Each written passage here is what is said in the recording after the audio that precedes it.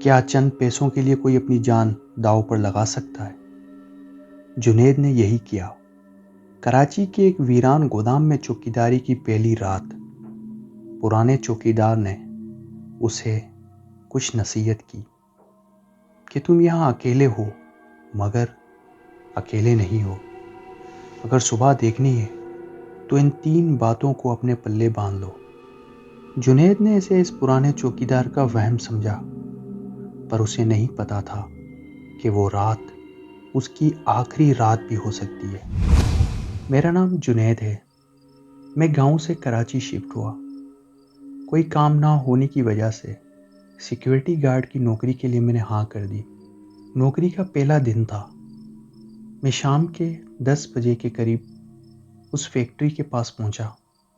وہاں ایک پرانا چوکیدار تھا۔ اس نے مجھے چابیاں دی اور کچھ نصیحت کی۔ ان کا کہنا تھا کہ اگر اندر مشینیں چلیں تو آپ کو دیکھنے نہیں جانا۔ اگر آپ کو ایسا لگے کہ آپ کے کیبن کے باہر کوئی کھڑا ہے تو آپ نے اس کو دیکھنا نہیں، اور آپ کو اگر ایسا محسوس ہو کہ کوئی آپ کو باہر بلا رہا ہے اور وہ آواز آپ نے غلطی سے بھی اس کا جواب نہیں دینا۔ یہ سب سن کر میں ویسے ہی بہت ڈر گیا، لیکن میں نے سوچا ہو سکتا ہے کہ یہ مجھے ڈرا رہے ہوں تاکہ میں یہ نوکری چھوڑ کے چلا جاؤں۔ خیر، میں نے چابیاں لی۔ مین گیٹ جو بہت بڑا دروازہ ہوتا ہے اسے میں نے بند کیا اور چھوٹے دروازے سے اندر آ کے اسے اندر سے لاک کر دیا۔ پوری فیکٹری کا چکر لگایا۔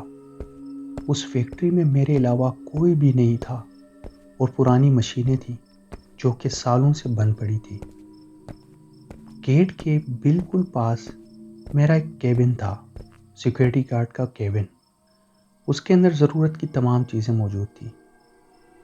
میں کیبن کے اندر بیٹھ گیا۔ رات کے کوئی 12:30 بجے تھے۔ میں اپنے چھوٹے سے کیبن میں بیٹھا موبائل استعمال کر رہا تھا کہ اچانک گودام کے اندر سے، جو کہ بالکل بند پڑا تھا، ایک بھاری مشین چلنے کی آواز آئی۔ میں باہر جا کے دیکھنے لگا، لیکن مجھے اس چوکیدار کی بات یاد آ گئی۔ میں ڈر گیا۔ میں نے کیبن کو اندر سے لاک کر دیا۔ قریباً کوئی 15 منٹ کے قریب وہ آواز آنا بند ہو گئی۔ جیسے ہی وہ مشین کی آواز بند ہوئی، اس کی تھوڑی ہی دیر بعد میں فیکٹری کا چکر لگانے نکلا۔ جب جا کے دیکھا تو بالکل خاموشی، جیسے وہاں کوئی مشین کبھی چلی ہی نہ ہو۔ میں دوبارہ سے اپنے کیبن میں آ کر ٹی وی دیکھنے لگا۔ اچانک مجھے باہر سے لوگوں کی باتیں کرنے کی آوازیں آ رہی تھی۔ وہ ایک انڈسٹریل ایریا تھا۔ رات کے وقت وہاں بالکل سناٹا تھا، لیکن یہ آوازیں کیسی تھی؟ ابھی میں خود سے باتیں ہی کر رہا تھا کہ اچانک مجھے محسوس ہوا کیبن کے شیشے کے پاس کوئی کھڑا ہے۔ ایک ایسا وجود بالکل سیاہ، لیکن اس میں کوئی ہلچل نہیں تھی۔ میرا دل چاہا کہ میں دیکھوں کیبن کا دروازہ کھول کے باہر جا کے کہ کون ہے، لیکن میں بہت ہی ڈرا ہوا تھا۔ میرا دل چاہا کہ شیشے سے پردہ ہٹا کر دیکھوں کہ کون ہے، لیکن اس چوکیدار کی دوسری نصیحت یہی تھی کہ پردہ مت ہٹانا۔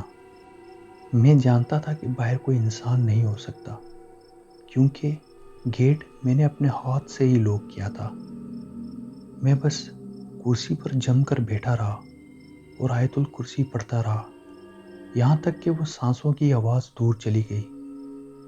اور پھر وہ وقت آ گیا جس کا سب سے زیادہ ڈر تھا۔ رات کے کوئی 3:30 بج رہے تھے۔ میں نے کیبن کا دروازہ لاک کر دیا تھا اور دروازے کے آگے ایک بھاری میز رکھ دی تھی۔ باہر مکمل خاموشی چھا گئی تھی۔ پھر اچانک دروازے پر دستک ہوئی اور ایک آواز آئی جو کہ میرے بڑے بھائی کی تھی، اور وہ اس وقت گاؤں میں تھا۔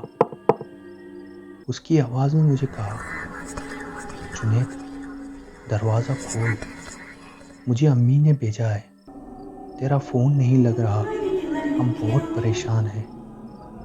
یہ سن کر میرا دماغ سن ہو گیا، میرے رونگٹے کھڑے ہو گئے۔ میرا بھائی یہاں اتنی رات کو کیسے آ سکتا ہے؟ میرا دل بہت چاہ رہا تھا کہ میں جا کے دروازہ کھول کے دیکھوں، لیکن مجھ میں اتنی ہمت نہیں تھی۔ میں کیبن کے کونے میں جا کے بیٹھ گیا۔ میں روتے ہوئے، آیت الکرسی پڑھتے ہوئے وہاں ایک کونے میں دبک کے بیٹھ گیا تھا۔ اب وہ آواز میرے بھائی کی نہیں تھی، وہ ایک بھاری آواز تھی۔ وہ اب کہکے لگا کر ہنس رہا تھا کہ مجھے پتا ہے کہ تم اندر ہو، دروازہ کھول دو ورنہ میں خود اندر آ جاؤں گا۔ یہ سننے کے بعد میری ہمت جواب دے گئی تھی۔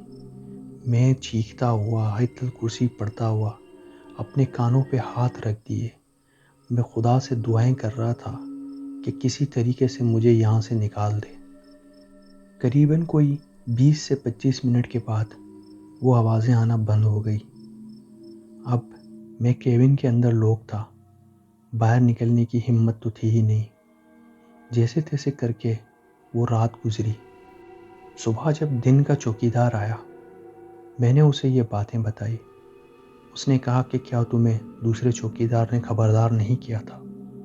جیسے یہ سب ان کے لیے نارمل تھا، لیکن میری ہمت جواب دے گئی تھی۔ میں نے انہیں چابیاں تھمائی اور اس دن کے بعد کبھی موڑ کر وہاں نہیں گیا۔ جی تو یہ تھی جنید کی کہانی کراچی کے انڈسٹریل ایریا سے۔ پسند آئے لائک اور کمنٹ ضرور کیجیے گا۔ شکریہ۔